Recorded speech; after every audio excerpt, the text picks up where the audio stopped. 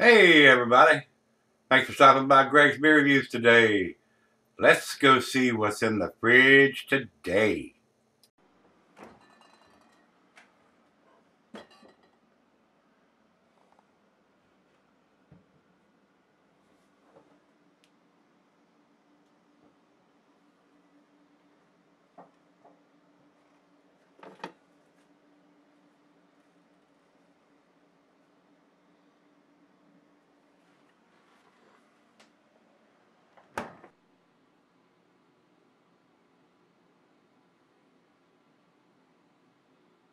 Hey everybody, welcome to Gregsbeerreviews today. I certainly do appreciate you stopping by. Today's beer comes from Cigar City Brewing. These guys are down in Tampa, Florida. This is their Marshal Zhunkov Vanilla Hazelnut Edition. And this was brought up to me from Florida from my brother Dennis. He moved back up here to Virginia and brought me a few of the Cigar City beers with him. And they've been in the closet cellaring, and lately a couple of them have been stuffed into the refrigerator so we can get to them, since the IPAs and stuff are getting a little thin. So we're going to, like I said earlier, we're going to do some of the bigger beers that's been waiting patiently in line to be reviewed. So Dennis, thanks again, my brother. I do appreciate it, sir. I have done the Marshal Zhunkov beer several different times. This is their, like I said, the Vanilla Hazelnut edition of it. 11.2% on this particular beer. And it is a retired beer, guys. I think they may have done this in 2016 or 2017. So if you didn't get your hands on it, probably not going to be able to now. I would probably pretty much guess that most of these have disappeared off the shelf by now. Untapped has it at 60 IBUs here, guys. And their commercial description says this Russian Imperial Stout is dedicated to Georgy Zhunkov, originally one of the finest generals of World War II. Huge in body with strong flavors of espresso, chocolate, and molasses. This unique iteration of Zhunkov's adds roasted hazelnuts and vanilla to impart even more complexity and depth of flavor to this massive jet black stout.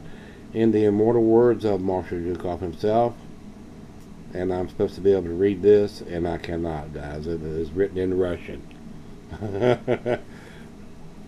Oh well. And guys, I told you yesterday or the day before, or maybe even both days, that Beer Abbott has quit putting their food pairing and glassware and all that stuff on the beers. So hopefully over the last several years, multiple years of all the food pairings and glassware, you've got a pretty good idea of what you should be using for whatever beer. But I'm going to tell you this straight up, guys. Use the glass that you want to use. It's not particularly crazy that you absolutely have to use the glass that they recommend. A lot of times it helps the aromas and the flavors. I find that this glass that I use for most of my beers, which is the solvent beer glass, does the same thing as most of the others. That's why it's my favorite glass, guys. Very thick-walled, heavy-duty glass. Lasts you a lifetime if you take care of it. My favorite glass, guys. It most certainly is, and a lot of my subscribers have purchased this glass, and they agree. So that is all we need to talk about. We've got the ABV, and it probably has a date on it somewhere, but I cannot see it. I've just got it out of the fridge, and it is sweating profusely. So I'll take a quick look when I come back before we go on camera and see if I can see any kind of dating on it. If I was guessing, like I said, it's probably a 2016 or 2017 edition. So let's get on with this final beer of the evening for me. So off with this cap. A little bit of hiss, not much. These bigger beers and usually don't have a huge hiss or large carbonation. Well, it is pitch black, guys. We're going to go down the center on this one. And I'm going to pour it fairly aggressive, see if I can develop any kind of head at all on this thing. Not much. And that's about as aggressively as I could pour this thing. So we got about a finger of head on that, which is very impressive. But you would probably have to pour it just as aggressive as I did to get that kind of head on 11.2% Imperial Stout. So, good looking beer, pitch black, no light coming through it. Definitely a super dark, chocolatey head on the top of this beer. And I got a feeling it's going to dissipate pretty quickly, guys. So let's get this to the nose. A little bit of alcohol, a little bit of booziness going on there, guys. Rich roasted malt. Molasses. Not getting a lot of vanilla or hazelnut on the nose. It's cold right out of the fridge. We're going to let it warm up. See if those aromas and flavors come out. But I will tell you, it's a little on the boozy side, which is kind of disappointing or surprising. That it's only at 11.2%. When I say only, a lot of times I'm going, my God, 11%, that's monster beer. Yeah, it's into the monster range beer for 11%. Anything above a 10% beer, guys, is a monster beer. These are the beers you want to drink at home, or at least have a designated driver if you're drinking something like this other than being at home. I am getting the hazelnut now. I'm getting more out here than I am here. I'm getting more booze this close up to the glass. But from about right here, I am getting some hazelnut. But no vanilla yet. So let's dive in and see what we got. Cheers, everybody. Cheers, Dennis. Appreciate it, my brother.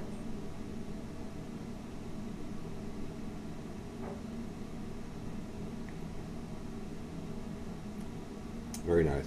Guys, I'm a big fan of the regular edition. This the Plain Jane Marshal Zhunkov. A very, very tasty beer, guys. The hazelnut coming through a little bit in the taste. Not so much vanilla right now, so we need to let this warm up.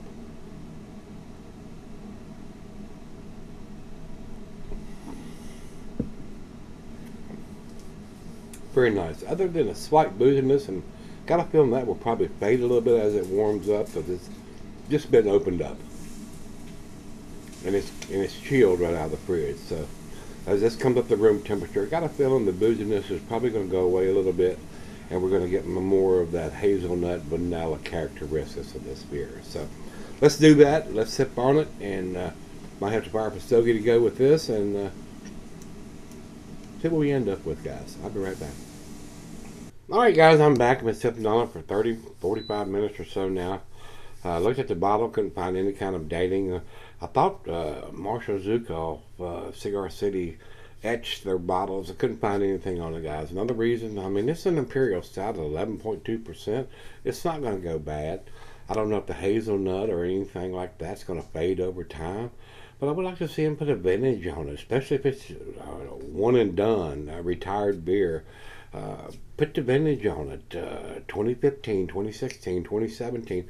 Tell us a little more information on what they're giving us. And if you want to put a date stamp on it, use the white, yellow, bright blue instead of a dark black on a brown bottle. I just don't understand the thinking behind this, other than giving it a longer shelf life, guys. That's the only reason they do it.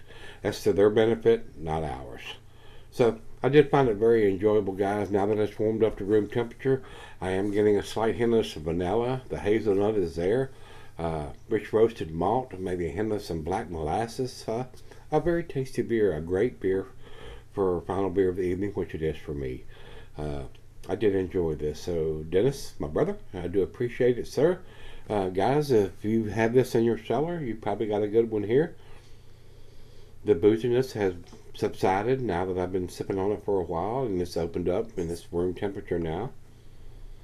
I am getting a little bit of vanilla and hazelnut, like I said, but it's not off the chain. It's kind of subtle. Very tasty beer. I enjoyed it. Final joke.